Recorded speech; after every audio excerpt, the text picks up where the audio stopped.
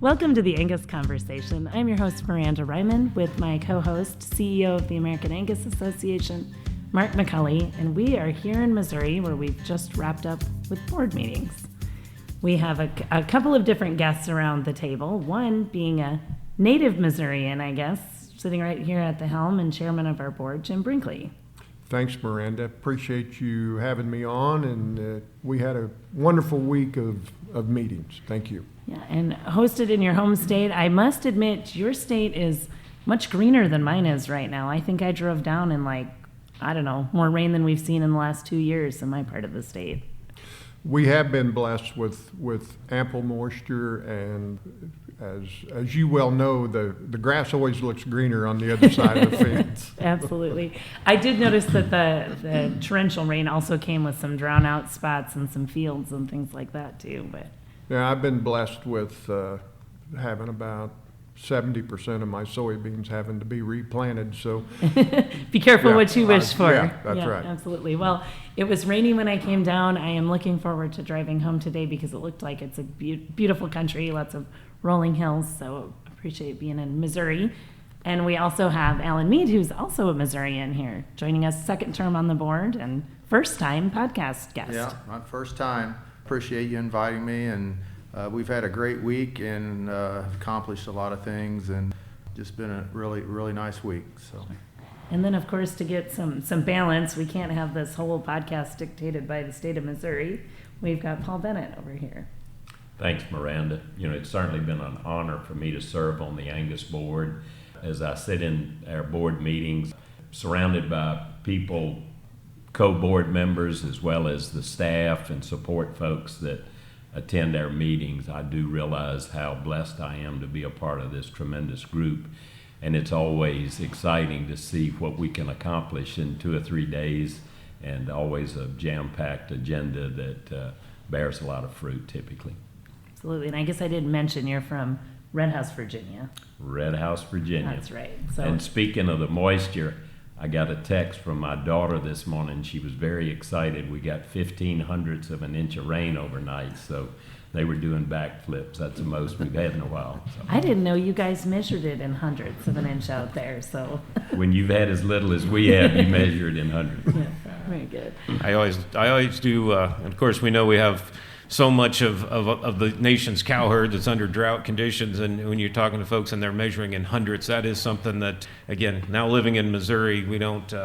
If you said you got 1 to 2, those were inches, and how much dew was on the grass was in hundreds, maybe. But absolutely. Well, I guess as we just jump right into it, those of you who are maybe longtime listeners know that we'll kind of rapid fire some topics, but we always start our June board meetings checking back in a little bit on kind of fiscal year projections and where we're at, the financial health of all the entities and those kind of things. And I guess good reports that we're up in registrations and on many of the metrics that we look at.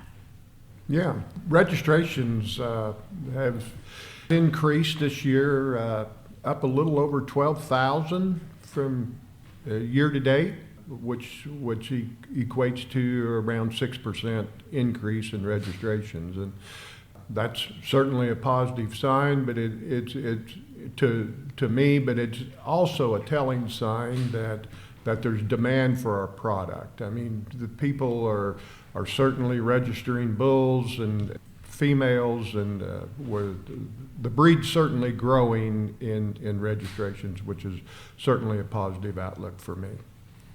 We especially appreciate that, I think, in this time that we are in the cattle cycle, where we know that there's still fewer cattle around the country. So glad to see those coming in as Angus. For sure.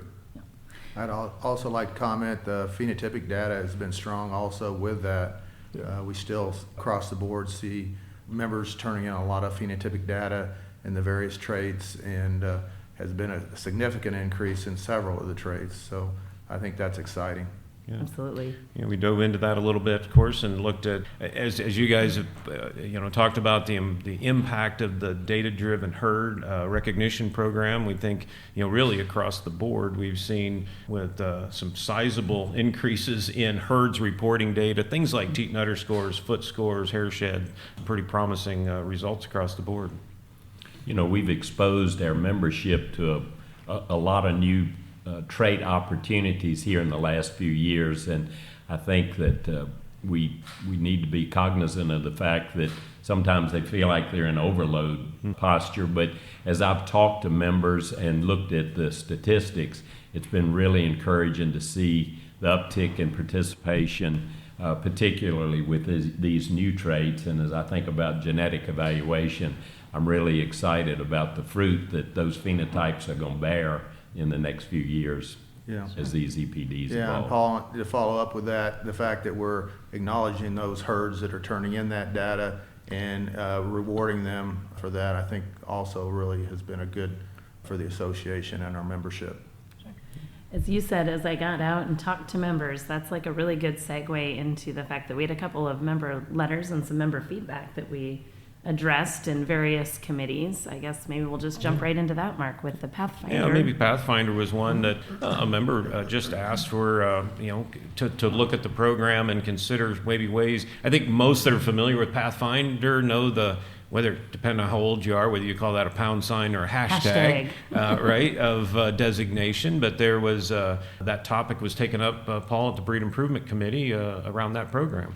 We had a good discussion around that in our committee meeting, and I think it brought a level of awareness that we really need to revisit the Pathfinder program, which was due, I think, and so we look forward to having staff look at ways that we might update that program and make it more relevant. And we appreciate that member letter, as we appreciate all those letters, but it was a good opportunity for us to start looking at some things that could make that program more valuable moving forward, I think. So we will take that back up. No decisions were made, I guess, just to be clear, that Correct. Other than hey, we need to take a deeper dive beyond maybe even what again, to your point, it stimulated other questions, which was then some really great discussion, and we'll keep charging forward on that one. I think another topic that also taken up in breed improvement, Paul, specifically, was our testing requirements around donor dams, references Rule 104D as in our Breeder's Reference Guide. But we'd heard some feedback over time as that rule had been implemented, and the committee considered some options and made some slight tweaks to that rule. Exactly. And actually that was in member services, but I think our goal there was to reduce the burden and not have redundancy in testing. And I think our members will find that rule to be very user-friendly. It'll reduce some cost and redundancy in testing for the defect panel.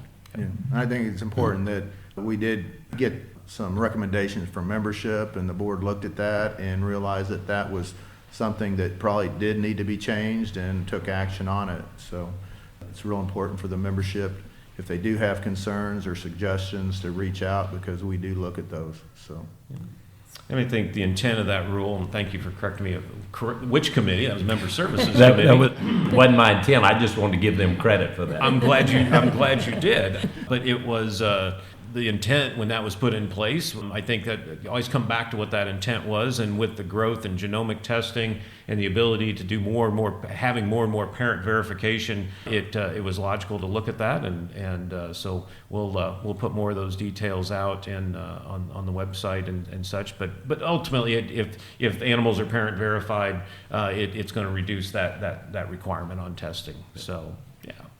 So speaking of other member ideas or feedback, we heard in the activities committee that some folks would like to see an owned bull show added to the roster of things that we offer, I guess. And I think that came right from, was it from a junior that came from, the recommendation? I think it was a family suggestion. Was it a family? Yeah, Okay. my suggestion. Okay, Yeah. yep.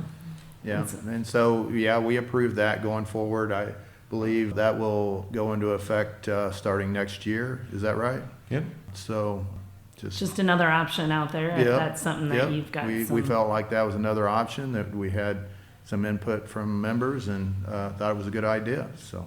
Excellent. Speaking of that activity, that activities committee, we did spend quite a bit of time looking at the kind of future show locations and how those decisions are are really made and what kind of things that they've got to look at when they're considering. You'd think, to me, not growing up in the show world, that gosh, there must be facilities all over the country, in every state and every part of the country that fit what we need for the National Junior Angus Show, and that's not the case. Yeah, there's a lot that goes into that, and a lot of moving parts. We look at various locations, whether it be where they stay, whether the facility's big enough. We also look at the cost, something that we look at, and look at all those options, and it's not probably as easy as you would think to find those locations that fit, and we definitely are going through that and looking at all the options. It was surprising to me that, and I'm not going to make you guys recall all the numbers, but that there were like several $100,000 difference between locations of similar size. So, I mean, that really does impact the decision quite a bit. Yes. Yep. And some of these facilities are set up to where they're multi-purpose, so the setup fee for a cattle show, there's a significant lift, and some are stay in that. Again, there's just some real variability that maybe folks might be surprised by. So we've got direction to just continue the search for what options are out there, and bring that information back to the committee to wrestle with of where we go in the future. But near term, this summer we're going to Kentucky. Of course, got kind of all the plans and update on entries for the National Junior Angus Show.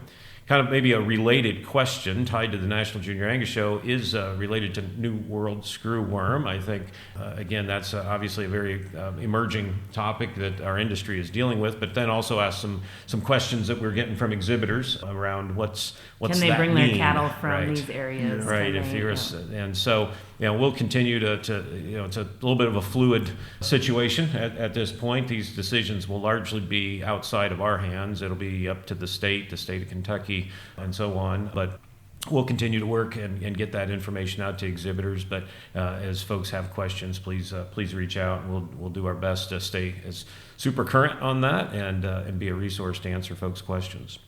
Absolutely. I guess moving through our committees, and the communication committee, one thing that we highlighted quite a bit was the mobile app update.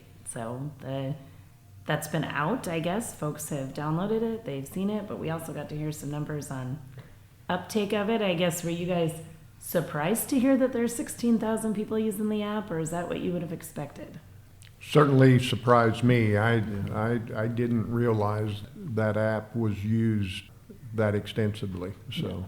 And I know, serving on the kind of staff group, the ad hoc staff group that's worked on that, one thing we've appreciated is the member feedback on things that they wish that they had within that app, or things that we could improve and tweak. And so we'll keep doing those kind of updates. But it was just kind of fun to hear about the success of it so far, where it's made sale books easier to get to, and some functionality things on entering data and those kind of things. So Yeah, and you, like you said, we get feedback from membership on what they think we can improve on, and certainly encourage that feedback, and we definitely want to make it better, and appreciate everyone that's reached out and commented on it. So, and I've had a lot of really good comments. People really like it, and you hear some that, well, why didn't we do this? Kind of like it the old way. Yeah. So change. we definitely do appreciate the feedback on it. And I always say we don't change for change's sake. But it was there was some technology reasons and some things that just needed to be updated on Right. that, and at the same time take in what we believe is a better user experience. But always, to your point, Jim, always open to feedback and considering that how we make that even a more useful tool. So then moving right on into, I guess, commercial programs is probably where we spent most of the time talking about the pathway to progress. We have talked about that on this podcast before, where being able to talk better about how we can connect all of the technology and the programs that the association has and make it usable for our commercial producers. So maybe if you want to talk a little bit about that, and I guess how you guys see us being able to get more adoption of that. I think it's a great concept. It kind of puts it all together, from the registered Angus bull Gene Max to the Angus Link program, Genetic Merit Scorecard, to the end product with the Certified Angus Beef program. For me, it kind of organizes it in my brain of how this all is put together and how it all works together, trying to make the commercial cattlemen more profitable. We're trying to provide tools for those folks to be profitable, and I think the concept is, in my opinion, really important because it puts all those programs together. So, and I think as we think about our mission at American Angus Association, obviously our first commitment is to our membership, but part of that commitment to our membership is addressing the needs of the bigger industry. And I think that this kind of highlights the fact that American Angus Association has a lot of ways to touch every sector of the industry. yeah. One thing that I heard you guys spend quite a bit of time on was really talking about how we get the Angus breeders to kind of be ambassadors to their commercial producers, or that this is a way that perhaps these tools can help you get, the breeders around this table and breeders that are listening embrace those tools as customer service touch points and really kind of helping get more ingrained in your customers' businesses too. And so I thought that was a good discussion. Absolutely. Well, I think breeders feel that as the services that are becoming almost expectations. I always use free trucking as one that, there was a time that was a pretty unique feature that some folks were selling and with their bulls, and now it's kind of almost a given, right? And so I think there's always an expectation of the commercial customers with the investment, candidly, that they're making in genetics today of what other services, how else can you be a partner with your commercial customers to help them be successful. And that's really kind of all these programs are designed to do that. I think when we talk about this pathway to progress, it's how do we help communicate them in such a way that makes sense, right? And how these pieces fit together.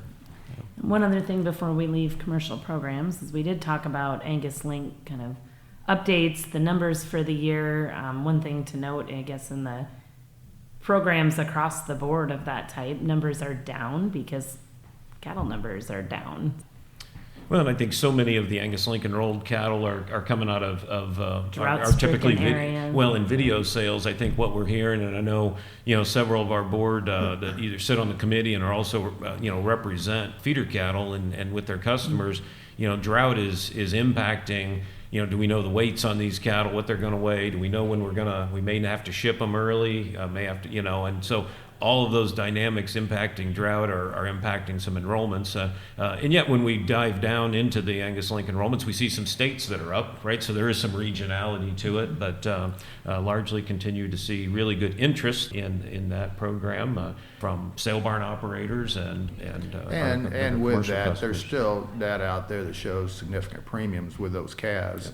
Absolutely. And one thing that I'd like to make note of is sometime late this fall, we will have enrolled 1 million feeder calves into Angus Link. And I think that's a huge milestone. I know it's helped the participants in getting significant premiums on those calves. And it's just been a great program. And I know whenever I ran for the board the very first time, which would have been 8 years ago, that there was a lot of question about this program, and I think it's evolved to a real nice tool for our commercial cattlemen. I am glad you mentioned that, Jim. I think sometimes we talk about what we're looking to improve so often we don't always celebrate. So right. Yeah, that'll be something to celebrate and watch for that when we announce that it's happened. So then I guess a topic that was brought up in full association board meeting and that you guys actually took some action on or approved today would be, we talked about DNA storage and the, I guess, changes in the landscape there. Yeah. Well, and it kind of ties to celebration and landmarks because we hit a 2 million genotypes that have been submitted by our breeders and DNA samples that have been submitted in for analysis over the time. But with that has come some challenges around storing and we'll be clear here because we kind of talk about two different things. One is the data that's delivered from the analysis of that DNA. And so that data, that we're not having any discussion about that data. We know how valuable it is, and it empowers our evaluation, obviously empowers things like parent match and all the cool things that we talk about. The archived sample, what's left, is really what the discussion has been, and where things have evolved to more of the tissue collection or the TSU samples that is so popular today. That requires a different level of storage and what's even available to archive after the labs are done. So we kind of opened up this topic back in February, and as a board, you guys gave us direction to come back with some suggestions, both that talk to the value of being able to have an archive of high influence animals. So should down the road we need to go in and clear some pedigrees in the case of a new genetic condition down the road. But then the other is just economically, how do we store what's the samples that we have? So we brought back some recommendations, and you guys kind of poured over those and gave us some feedback and some discussion. I feel really good about where we ended with this project. My initial thoughts about this a year or two ago was, well, we just need to save all these samples indefinitely. And it became very evident that there was just no practical financial solution to doing that. I mean, we were talking about millions and multi-millions of dollars to have an ongoing storage of all those DNA samples, particularly the TSUs that require freezing. So the proposal that was brought back to us this morning, I think, protects the integrity of our DNA log, our DNA archives, but it allows us to discard those samples that we think will not have future need or use. We also had a mechanism in there to archive samples that could potentially be useful when doing some research on recessive genes and those kinds of things as well. So my comfort level with that was very high at the end of the discussion this morning. And there was some talk over also some provisions for high use sires, and that you would keep some samples on those. And, so when there was questions brought up, there was kind of some checks in place, I guess. Yeah, that's right. And so there'd been a bit of research done to kind of look at the impact of sires over time to the breed registry and try to kind of find that sweet spot where we needed to say, okay, sires that have sired this number of calves per year, they become what we'd call high impact sires. And the number that was arrived at was 200 progeny registrations per year. So those sires will be archived indefinitely, and we think that'll give us a good cushion for future use as needed. Kind of ran the math that doing that for 10 years gives us an 80+% coverage of pedigrees. So again, I think a good insurance policy, right? That's kind of how these things are thought about.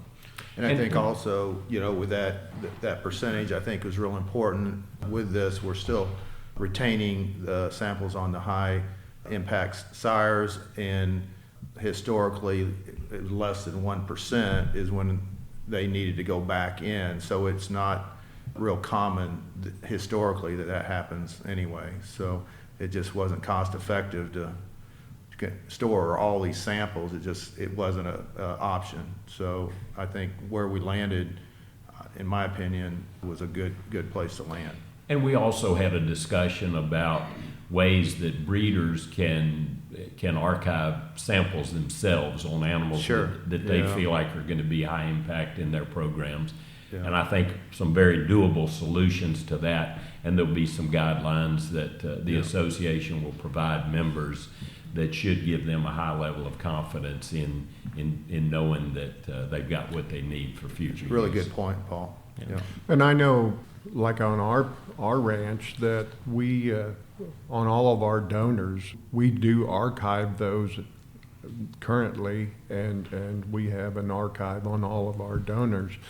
Just you just never know. So Because they might be high impact in your program. Absolutely. In my program, correct. It's pretty cheap insurance, and That's I think right. we know there's a lot of breeders that are probably, that's been kind of something they've implemented over the years, and it's just something we're probably going to be sharing a little bit more as just one more safeguard for breeders to that they can do on their own, kind of a best practice kind of thing, and we'll charge down the path of implementing these policies and that'll allow us to deal with this in an economically responsible way. Yeah. Well, then kind of moving right on, of course, we had all kinds of other discussions within the association board meeting, but I'm going to kind of flip the switch and go into some of our entity discussions. So I guess starting with Angus Genetics Inc., we did kind of celebrate also a new tool that we have in launching Parent Match here in the first part of this year. I tell you what, that's an incredible tool, and I've certainly been a benefactor of it already. It's awesome because breeders can just go in and they get immediate response from the association assisting them determine parentage on animals that are in question. And, that was not an easy lift. I guess my initial thoughts were that, they should be able to do this pretty simply, but I quickly learned that was not the case at all. So kudos to Kelly and her team at AGI. That was a significant accomplishment and an immediate benefit to our membership. That's going to make life easier for a lot of us. Sure.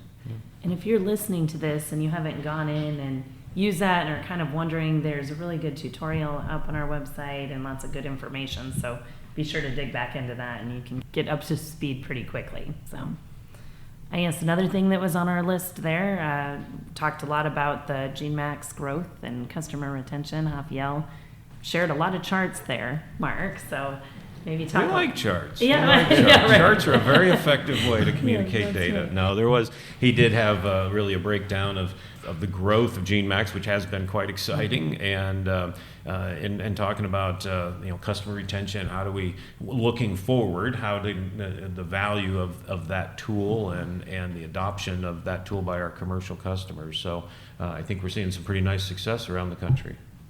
And it's exciting to me that our commercial cattlemen are very progressive, and it's really exciting the adoption that they've taken to GeneMax, and then our dollar values has helped in helping them make better decisions, helping them improve where they want to make improvement, and they align with the dollar values on the registration paper of the sires that they're using. And I feel like that was a huge step in the right direction for our commercial cattlemen. And I don't know, I can't recall when we say increase, it's a significant increase. That's what's so impressive. I mean, it's not a small increase. I don't know the percent, but it's, Mark, I don't know. Close to 300%, something like that. Yeah, it's like 300% increase. It's not, that's exciting, so. And with the commercial cattlemen wanting these replacement females, this is a tool for them to use to make better informed decisions going down the road. Absolutely. I had a call recently from a long-time GeneMax user, and he was really excited about a new feature, the GeneMax Herd Intelligence Report, and he was just really excited to share some of his results with me. And I thought, that report adds so much value to that information and allows users to get so much more utilization out of the information, the feedback they get. Sure, it makes I'm sense. glad you pointed that out, Paul, because I think that's I think maybe as most of our listeners are registered breeders, probably used to looking at data coming back in spreadsheets and can quickly go to it and decipher. For a lot of our commercial producers, that's helping them convert makes it that palatable. data right to useful knowledge, right, and useful information. That's really what that report is. Not telling them how to breed cattle, right, but telling them how to interpret the results and maybe getting it boiled down into a more user-friendly kind of fashion. So appreciate you pointing that out. Absolutely. And you brought up dollar values, which kind of leads right into, I guess we did a research update, and one of the first ones that we looked at was an update on the University of Illinois $B validation project.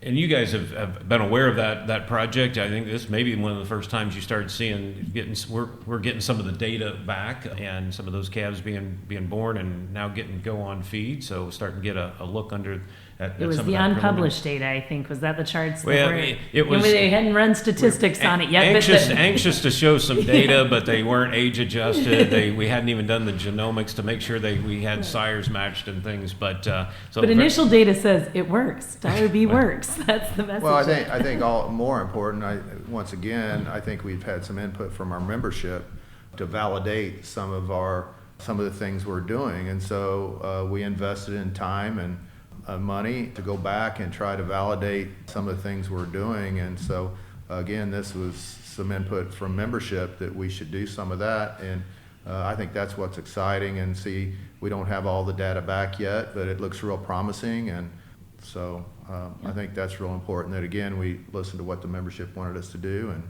we did it. So, and Alan, I'm excited that I think that project with University of Illinois and the utilization of those 600 commercial cows is going to bear a lot of fruit beyond just validating their traits. Yeah, absolutely. I mean, they're going to be looking at so Yeah. many things, including some technology that might be useful to us in generating really accurate foot scores in the future. And I think as that project evolves, we're going to find a lot of ways to improve technology. There's already been moving some forward. other traits that they're already looking at from the original plan, and so you're right, Paul. Yeah. I agree. Yeah, while we're looking at this, let's look at a couple more things, and I think it's a model that we're going to look to also expand beyond just the one we're doing there at University of Illinois. I think we're going to learn a lot from it, and I think it's going to be a really great learning experience, and one I think we can replicate in some places. And other research. I know depending on probably where you live in the country, or what interest you have in some of the research projects. I know Heart Health is a research ongoing research initiative here that for some of our folks in specifically high altitude areas or parts of the country where that's a more important topic to their commercial customers. So we got some updates on it's a tough trait, but I know it was a big discussion at the Beef Improvement Federation and here a week ago out in Idaho, and so the team updated on that. The Cow Efficiency Project, that equipment and that research is kind of initial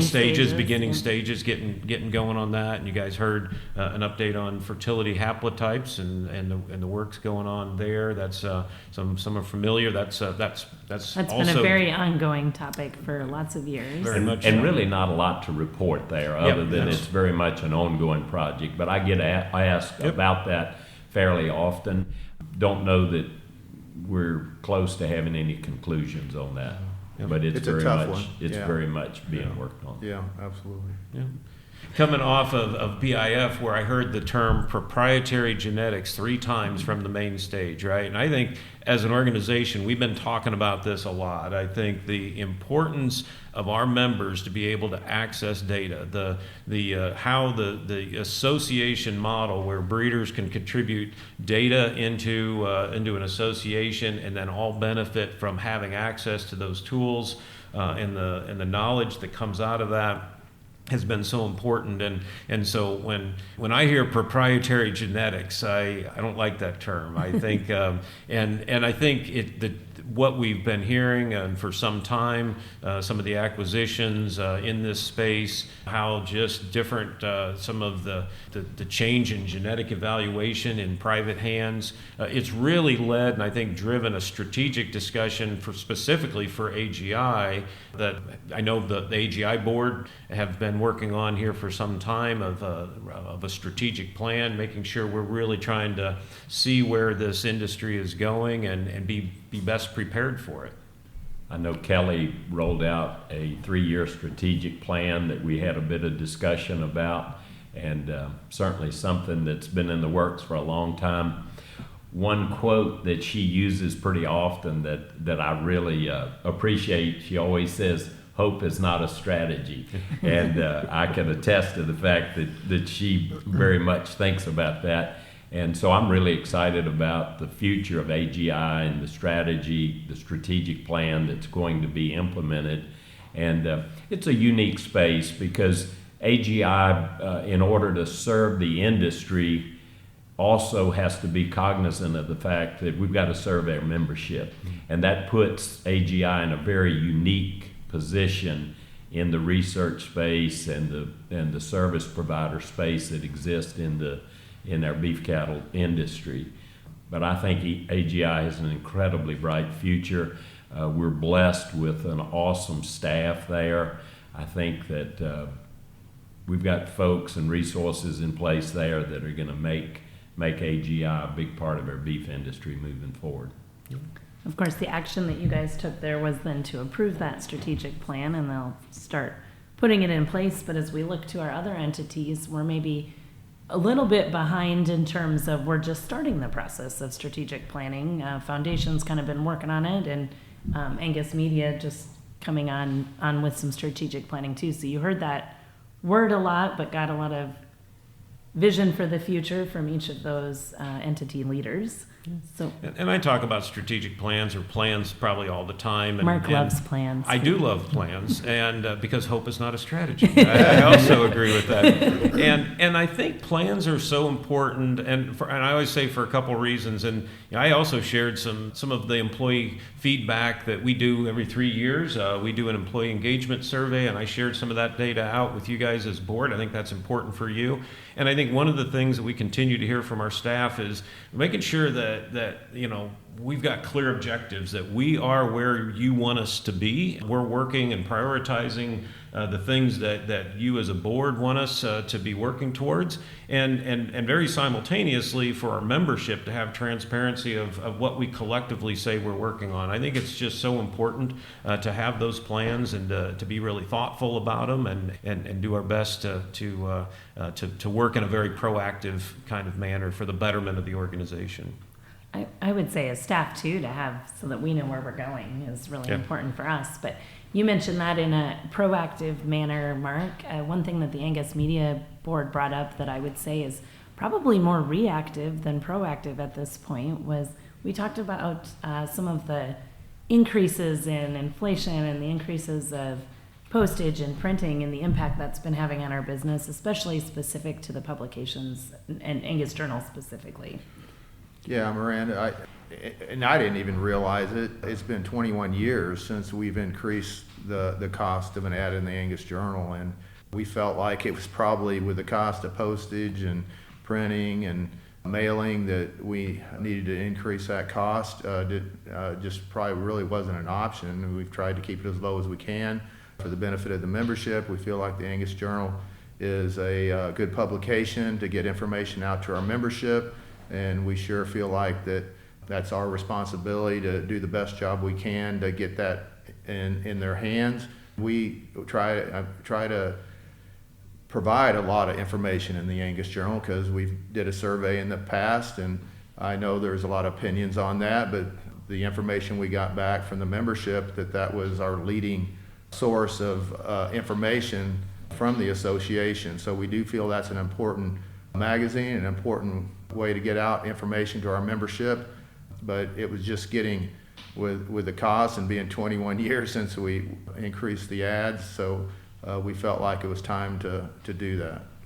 Well, something that we did revisit that and we did increase the fees, but the Angus Journal is still with the fee increase is still going to be the best value. By far the best value out there. Absolutely. We looked at that and was very cognitive of cost per membership and reader, and it's still a really good value. Absolutely, Jim. We looked at what the advertising rates in other publications were. Exactly. And, even with the increase, the Angus Journal is still a great value. One thing that we talk a lot about in media is the CPM. It stands for cost per thousand. There's Latin in there, so don't ask me why it's CPM. And we broke it down by regional publications and just really showed you that we still have one of the lowest CPMs out there when you compare it to the lowest Not in almost one every of case. and that's not just compared to national publications. I mean, we're looking also at your local publications. So we feel good about that because we definitely were created to be a member service. We want you guys to be able to get the information, and we want to be able to continue in the future to be able to use that flagship publication as a tool for membership to reach other breeders.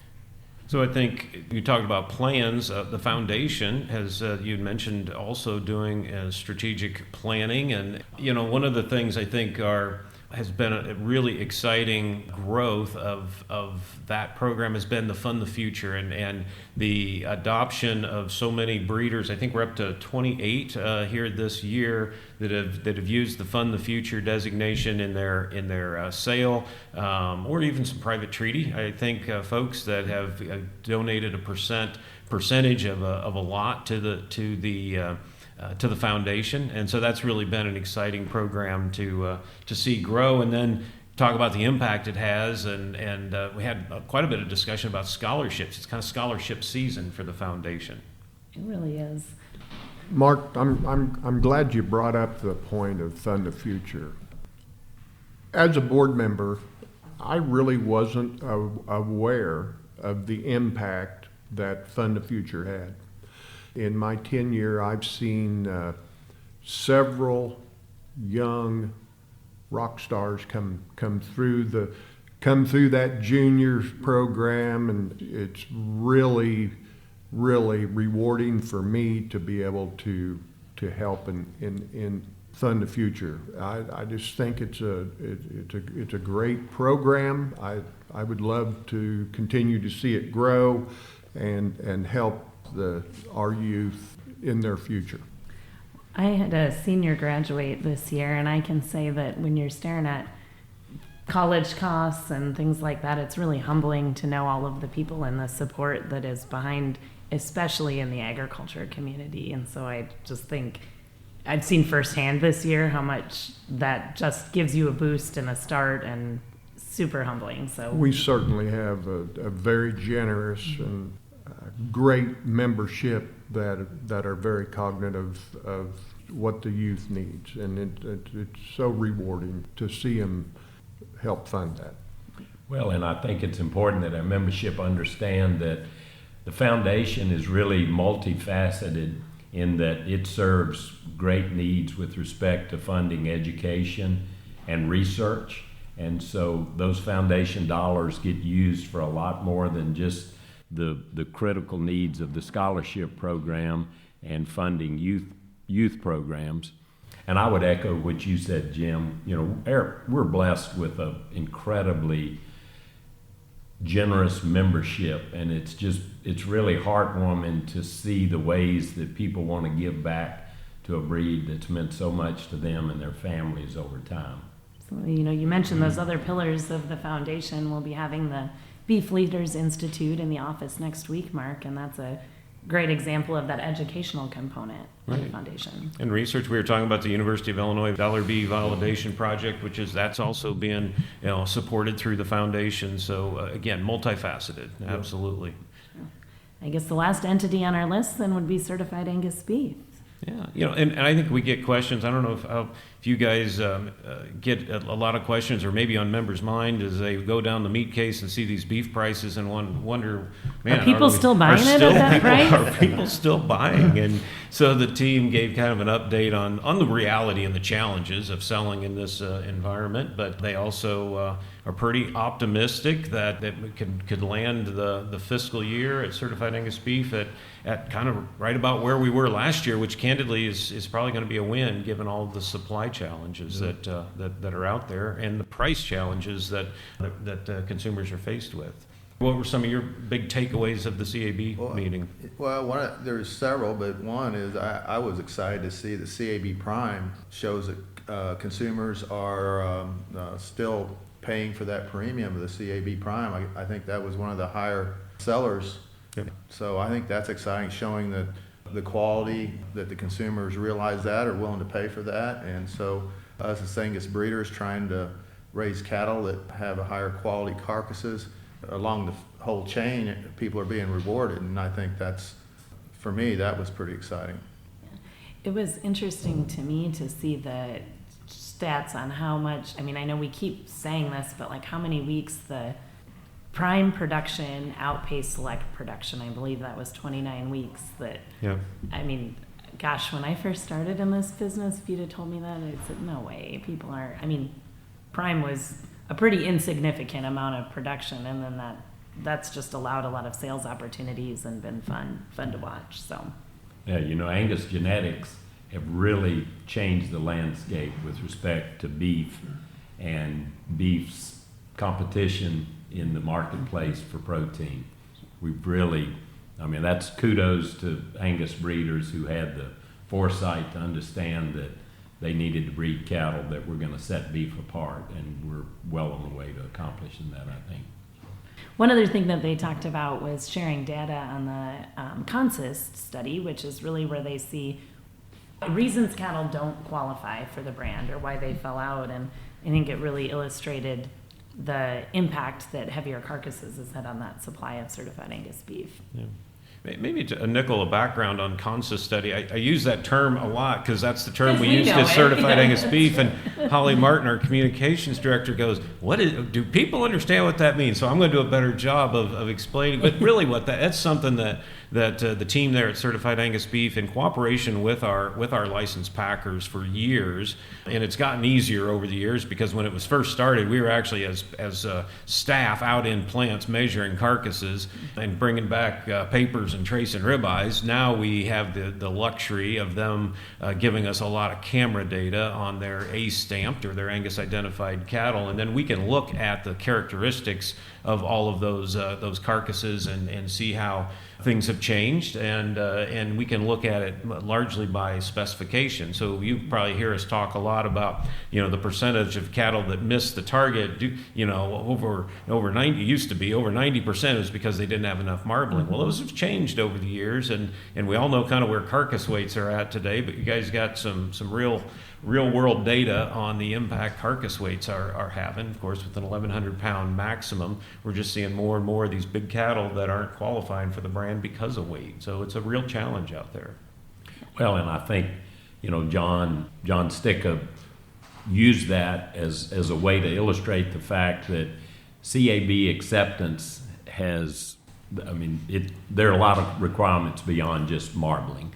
And the value of keeping size in check is critical to a lot of the users of CAB product. And I think as the nation cow herd grows, they start saving some heifers, and we get more fed cattle. I think the carcass weight thing will take care of itself. I mean, they're just being rewarded to feed them longer. I'm as guilty of it as anybody. And I mean, sometimes you'll get some 1,200 pound carcasses, and that's just the time we're in. And $6 corn will sure help on that too. So, and there's shifting gears. There's, you know, the ranch to table program. I'm so grateful that membership has gotten to utilize that program, and I think it's a great program for some of the people that are feeding some cattle, and they're able to offer certified Angus beef, and so it's been a huge benefit for some of the members that's utilized it, and it's still growing. So hats off to CAB and John and his team for getting that implemented. And I believe they said they were up to 30 families in that program. You always look at me and expect me to remember. Yeah, every you're the numbers guy. Yeah, I try, but I didn't remember that one. But no, I think sure. it's had some really nice growth. Yeah, right, really yeah. nice And growth. also fun that was a program that for a long time was talked about, how can we make this work, and the technology finally caught up to allowing it to be a program that folks could tap into. So Absolutely. Well, now we're to the end of our bullet points. I think like I said, there was a lot of discussions that happened this week that you can read more about, that we probably have had member tips in the journal. We've had by the numbers in the journal, things that show up in your association highlights. So definitely read those more in depth. I know we've President's letter. President's letter. Yeah, There you yeah. go. Yes, be sure to check that out too. Gotta get you to write that yet before we get out of here. So. Yeah. But is there anything else that I guess we haven't covered that you guys wanted to make sure we highlighted, or you think we got all the biggest topics? Well, I'd just like to say thanks to Mark and his staff at American Angus Association. You know, to get an inside view of what happens at St. Joe and around the country on behalf of American Angus members is really incredible. And I just wish that more of our members could see what the three of us sitting in here see every time we're involved in meetings. And it's a well-oiled machine. Absolutely, Paul. Agree 100%. We've got great leadership, and the staff is tremendous, and they do a lot of work for the membership and try to move the breed forward. And yeah, I agree. Well, we appreciate that. You get to come back on the podcast. No, we truly and sincerely, I know our team, you know, really, one of the things I referenced in our employee engagement survey, the Mission-driven work. The mission-driven work, right? That was one of the strengths that I think every staff member said. They just really believe in what this organization is doing and the mission, the members that we serve, the breed, the industry, and you know, that charges the batteries every morning to come to work and go to work on behalf of our members. And so it's a privilege. And thank you for those nice comments. Absolutely, and that's true. Whether that's member services representatives, the folks working over in Angus Media, whether just across the building. Absolutely. So, Yep. we appreciate it. We are blessed as a breed to have a staff as good as we've got, and they provide so many different tools that our members get to utilize, and whether you're looking for $M or you're looking for marbling or whatever growth, they do a tremendous job of describing the cattle and providing those tools and working with membership, and it's hats off. I Well, truly thank you. mean that. But with all those accolades, we also recognize, and I know you guys recognize, we're not perfect. It's this, we can get better, right? So always appreciate the feedback. I think you heard us reference several times of specifically letters, but it doesn't have to be a letter for this board. I mean, how many times, do you guys bring forward, hey, these are discussions I'm having with the group of breeders I interact with. So, this is, we appreciate that feedback, act on that feedback, and I know truly value it. So keep it coming. Absolutely. Well, I always say my favorite part of my job is getting to interact with breeders. So I think board meeting week is always a fun week because we get to hear from you guys from all across the country. So thank you so much for your time and service and traveling in, and for staying just a little bit later here to do this board recap. Well, thank you, Thank you. Miranda. Appreciate you having us. Absolutely. Thanks. I always enjoy those discussions to learn more about some of the hot topics in the Angus breed. If you'd like to continue receiving information on the latest, make sure and subscribe to the Angus Journal at angusjournal.net. This has been the Angus Conversation, an Angus Journal podcast.